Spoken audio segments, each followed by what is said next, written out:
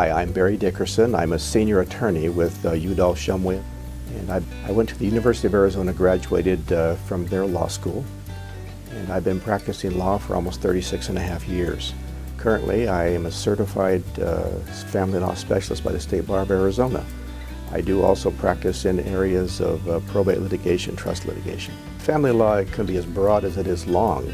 A lot of people think that family law is adoption cases or juvenile cases, but primarily what I do is divorce, custody cases, parenting time cases, relocation cases, child support, spousal maintenance cases. And some of those issues can occur both before the divorce is actually ended or after the divorce has been granted. Those are ongoing issues that seem to pervade most family law cases.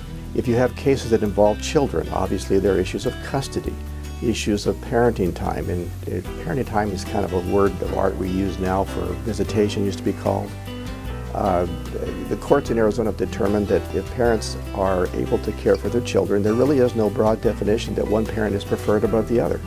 And so basically Arizona, in a default situation, prefers joint custody for both parents. Primarily in Arizona, we have joint custody cases. We have to determine parenting time, and obviously we have to determine support of children.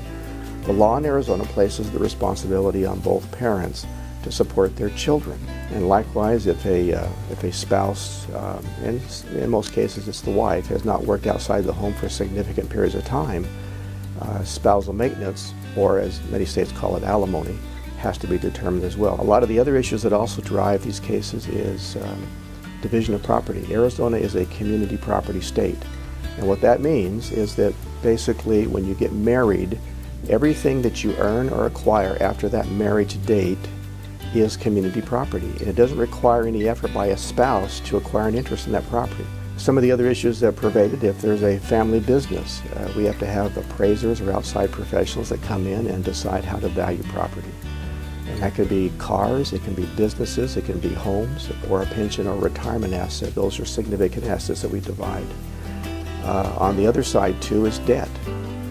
We have debt we have to deal with, and just like community property, debt is jointly acquired by the parties.